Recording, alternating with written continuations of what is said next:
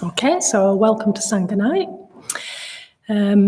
We're coming towards the end of our current series called Shocking Buddhist Ideas. So we had the Mitra ceremonies last week, but before that we were in that series, Shocking Buddhist Ideas.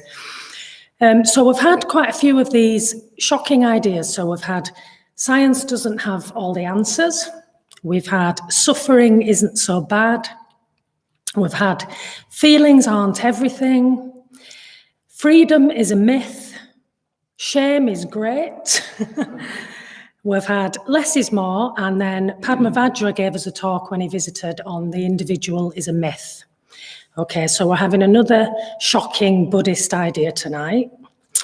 And this one is we're not all equal. So we're not all equal. So that's what Buddhism says, shockingly. People are not equal. People are not all equal. So what this is saying is that our modern take on equality flies in the face of reality. That isn't, in fact, how things really are. So, yeah, there's no such thing as equality in Buddhism. So that does sound quite shocking, doesn't it? Am I saying that some people are less than others? Equality. And some people are less deserving, and some people shouldn't be treated as equals. Is that what I'm saying? Well, no, of course, that's not what I'm saying.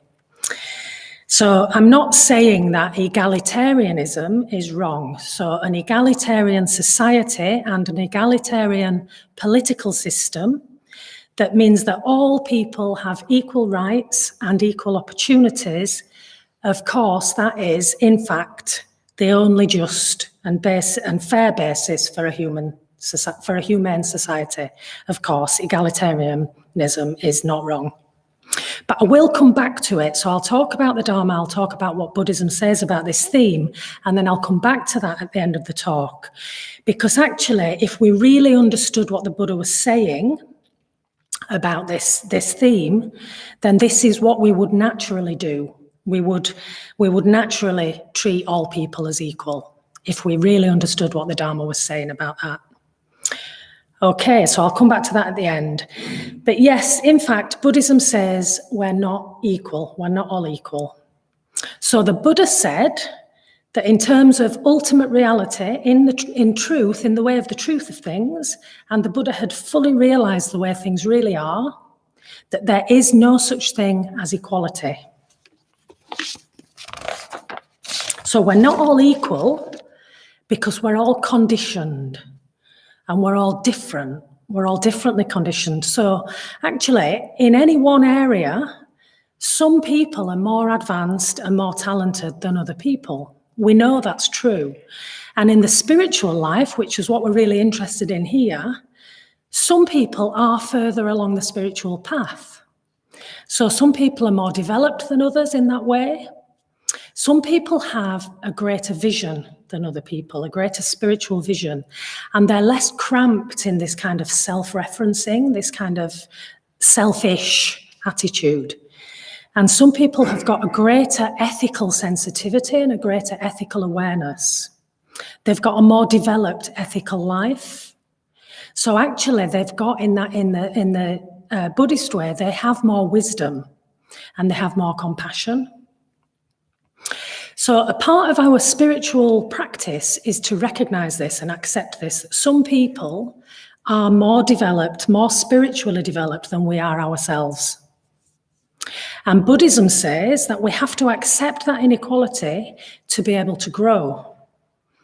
Because we learn and we grow by recognizing qualities in other people and trying to develop those qualities in ourselves.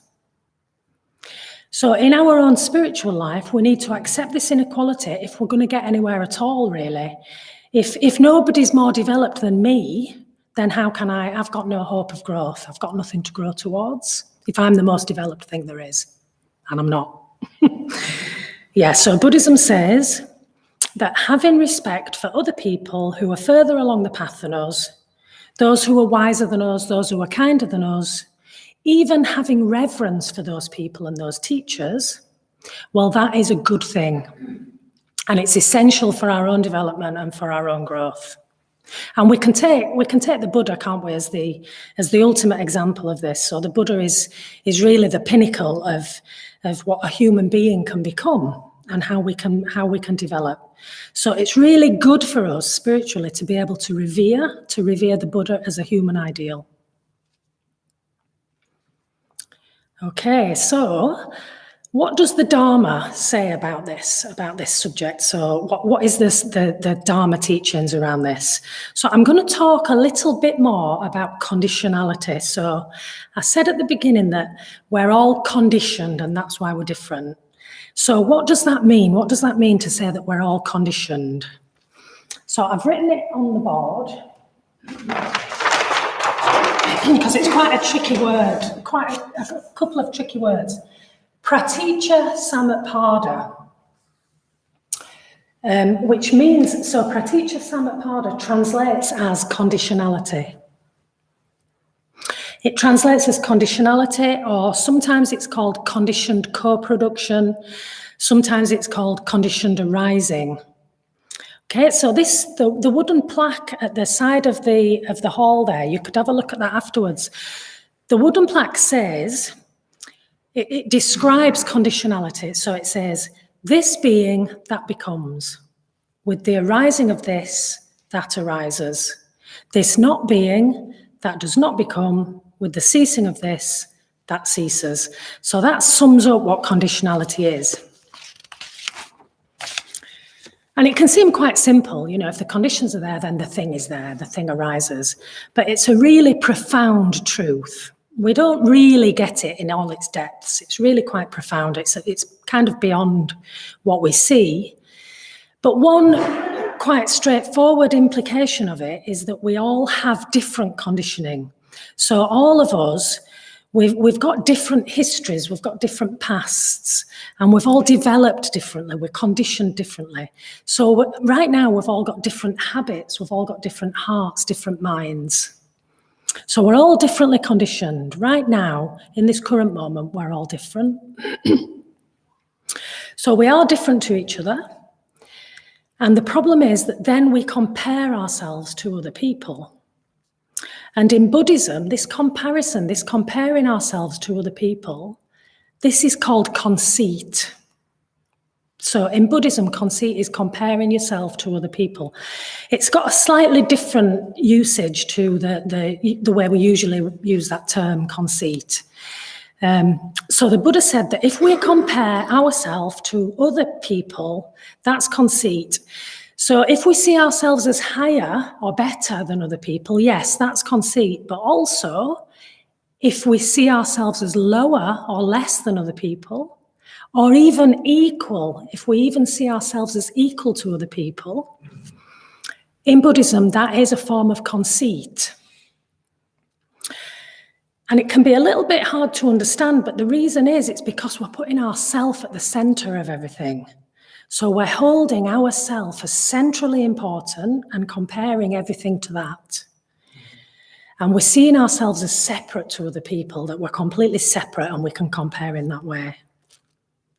So it's not really how things are. And why do we do it? I think we do it because it gives us a sense of security and clarity. We sort of want to know who we are, where do we stand in relation to other people. It gives us like a sense of safety and security to be able to do that.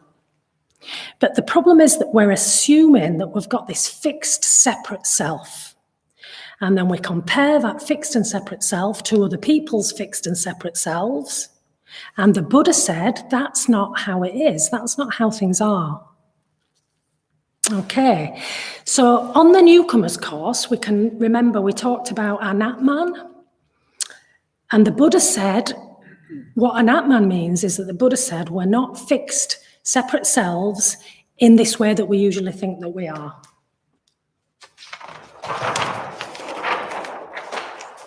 So on the beginner's course, we talked about 3 big Buddhist ideas, and they're called the lakshanas. So we talked about, you probably remember, we talked about anicca, which is that everything is impermanent, and that means that we can change. So that was the first idea. The second idea is dukkha, unsatisfactoriness or suffering, and that implies that happiness comes from within. And then this is the one that I'm interested in tonight, anatman, which is that we've got no fixed separate self in the way we usually think we have, and we're all radically interconnected, profoundly interconnected.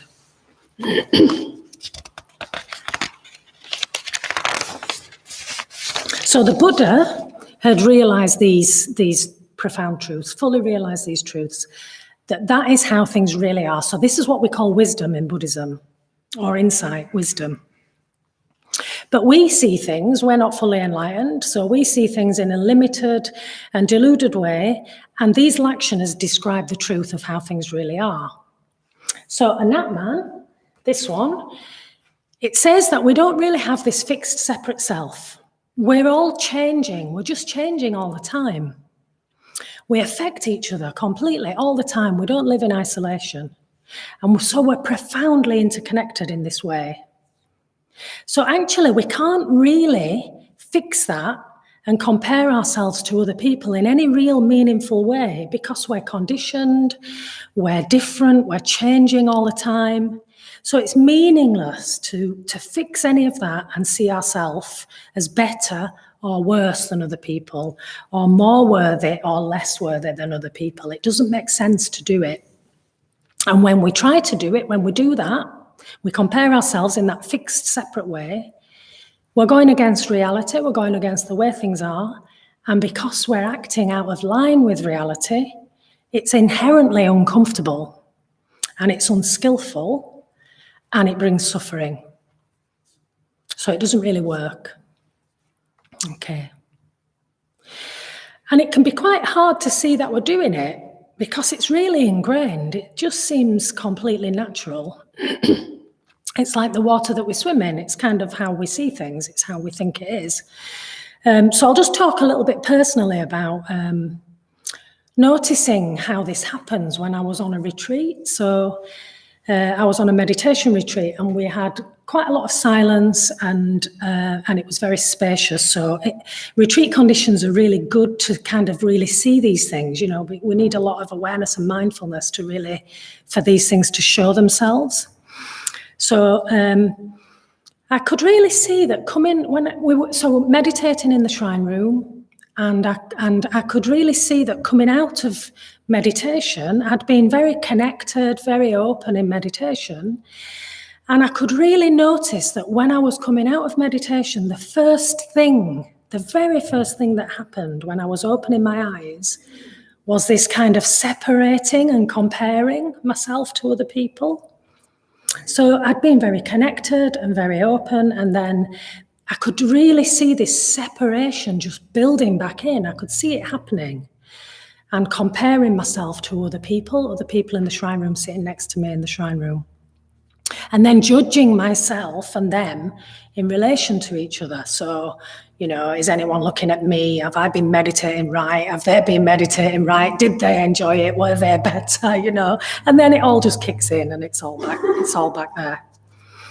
Yeah, and I could really sense the dukkha of this, like this, the uncomfortableness and the pain and the suffering of separating off in that way from other people, creating this separation between myself and others, and then judging myself by it, and then testing myself in this way against other people, my worth against other people's worth. And that is how it works. So that is conceit and comparison.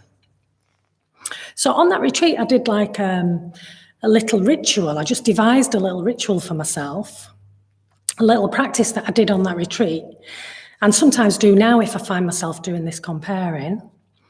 And I would bring Vajrasattva to mind. So Vajrasattva is, he's the pure white primordial Buddha, and he's at the head of the Triratna refuge tree. And he holds the Vajra, the Vajra of transcendental truth, he holds it to his heart.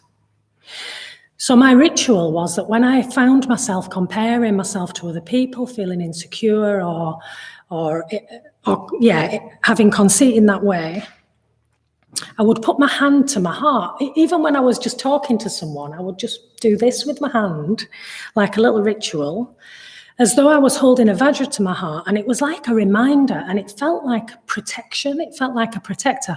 Vajrasattva is one of the protectors. Because I think when we're doing this comparison, it's usually because we're feeling a bit insecure and we're not really very sure of ourselves. We might be a bit uncertain of our place and what's going on. We're needing some confidence, really. We're needing to find a sense of security. And for me at that time, Vajrasattva was giving me that. It was definitely a protector for me. And I think ritual, even like just a little ritual of just putting your hand there when you're feeling a little bit insecure, it can really embody a practice. Anything that we're really working with, it can really embody it because it involves the body as well as the mind. And so it kind of brings the whole of us on board. It goes deeper. If we do it physically, it goes deeper, and the practice just is more embodied and more effective. So maybe we can bring bodhisattvas and Buddhas to mind in this relationship, in conceit. And maybe Amitabha. So Amitabha is the red Buddha of love. We remember when we talked about Amitabha on the Buddha mandala. He's the red Buddha of love in the West.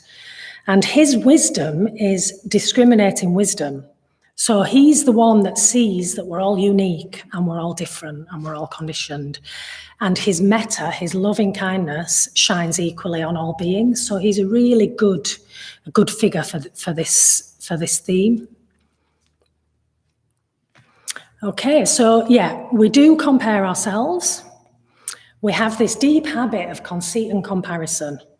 And it's not our fault, it's just how we are because we're not enlightened. And it's quite an advanced practice. So traditionally it's said that there are 10 fetters before we get enlightened. And conceit is, I think it's the 8th or the 9th. So it's actually quite high up there. We're not going to be able to just crack that in a week. It's going to be a bit tricky, but we can work at it. So yeah, we all do it. It is unskillful, but we all do it.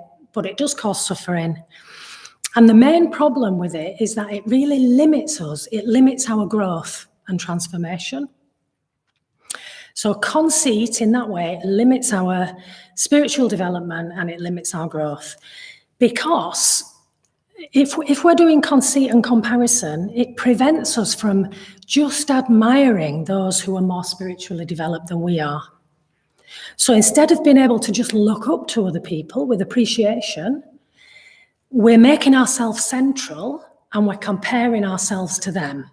So we're making it all about ourselves and my failings or my successes, instead of being able to just look up to someone that's spiritually developed. So we just need to kind of try and get ourselves out of the way and be able to look up to people.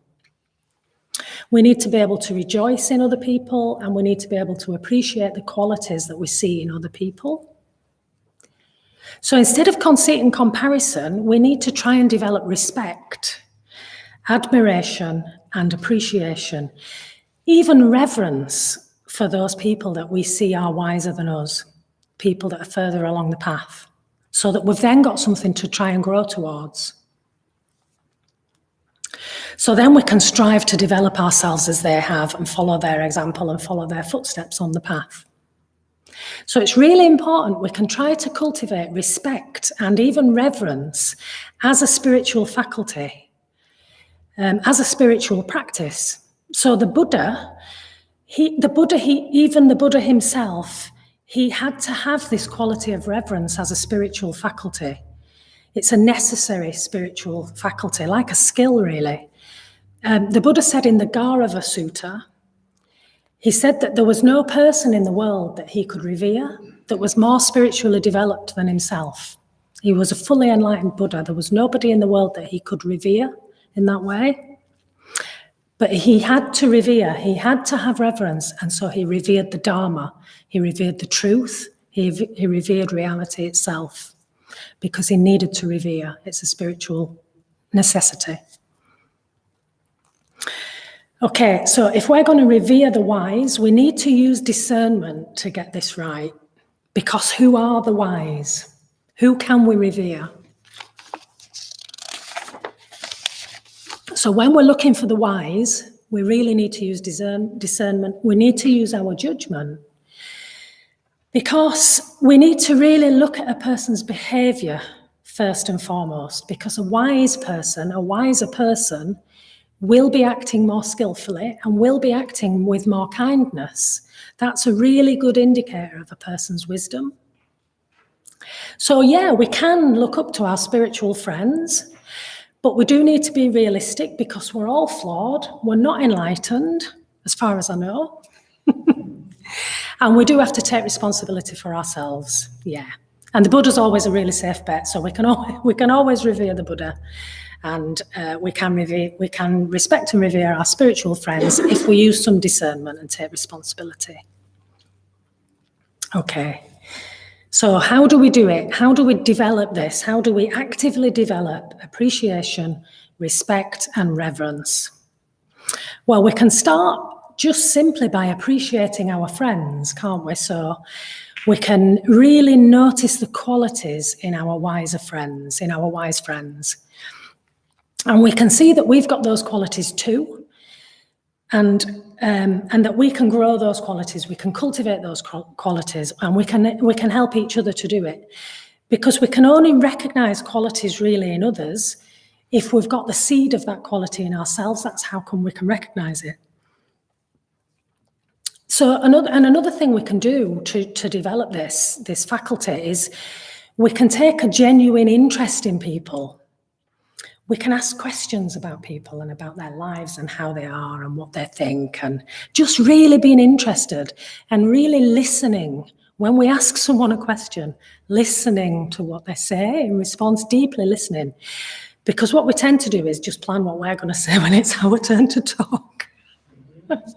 So we can deeply listen, really listen from the heart and really be genuinely interested in each other. And when we do that, when we're really interested, it reduces this separation and this comparison and these assumptions that we have about people. And we can also develop, if we feel that we have a connection with any of the Buddhas and Bodhisattvas, we can really try to develop that connection and that appreciation so that we can develop this respect and reverence for enlightened consciousness itself. So maybe Amitabha, as I mentioned before, the Red Buddha of love, or if there's any other figure that we connect with, we can find out more about that figure, find out more about their qualities, what their symbolism is, and bring them to mind, maybe bring them to mind in everyday life, or bring them to mind in meditation. We could learn their mantra, we could recite their mantra, we could have an image of that Bodhisattva or Buddha on our shrine, maybe when we're meditating, and develop this connection, develop this reverence for the enlightened mind. And we could also think about bowing, because bowing is a physical, embodied way of developing respect and reverence. It's an actual physical way of displaying reverence. So can we bow? Do we bow? What happens if we don't? If we try it? If we've never bowed to a shrine, maybe we can try it. Because really, even a tree, a human being, a Buddha, they're all conditioned, they all come out of conditionality. They're all conditioned existence, and it's a miracle. So can we bow? Can we bow to that miracle of the nature of reality, of how things are? Okay, and I think probably the most powerful practice in terms of undermining this conceit and comparison is rejoicing in the merits of other people. Okay, so we can do that, rejoicing in merits. We can do it as a formal practice. We could take it up for a week or so we can take time over it. We could sit down and write a list of the qualities of another person. Just actually writing it down really makes it happen. We can take time to dwell on it. We can appreciate the merits of other people. So we did this, there was a week where we did this on the newcomers course, and it creates a really strong atmosphere of positive emotion, and it creates connection, and it really gives people confidence because it moves us away from this comparison and separation towards connection, positivity, metta, and especially towards community. And just thinking about the mitra ceremonies last week, we just really experienced this huge positivity and connection from all the rejoicings. So we had a really lovely example of that last week. Okay, so we can rejoice in merits. And I think traditionally, the really effective practice, the main practice for working with conceit and comparison, is the metta bhavana practice. And particularly developing a quality called mudita.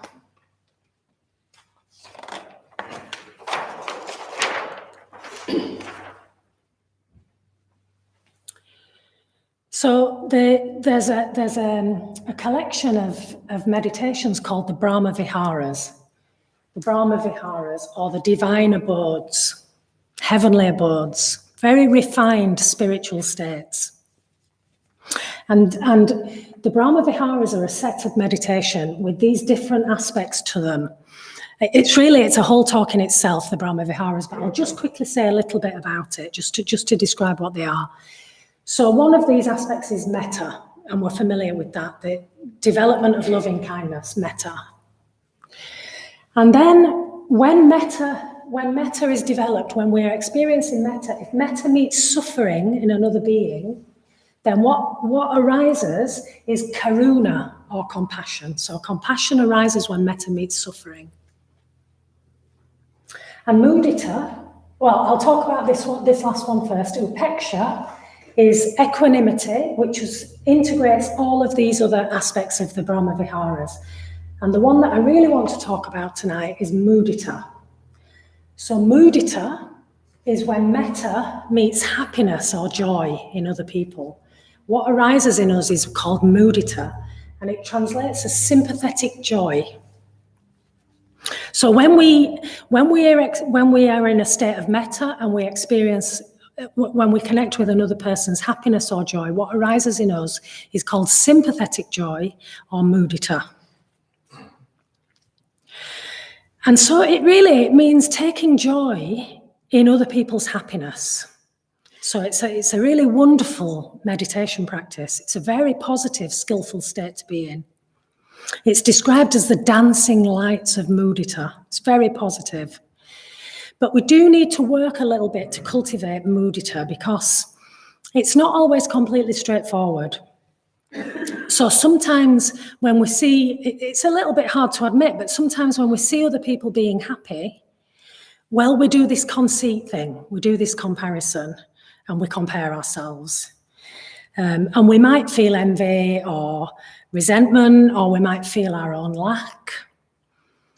And it's not always easy to just be genuinely pleased for other people's happiness. So this is why we develop and cultivate mudita. True sympathetic joy. So it's like a resonance with other people's happiness. And we can learn to celebrate and rejoice in the qualities of and happiness and good fortune of other people. We can really learn to enjoy that.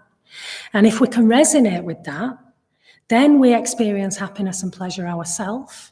So it's like a win-win situation, and it can really develop. It's very positive, and it loosens this conceit and comparison. Okay.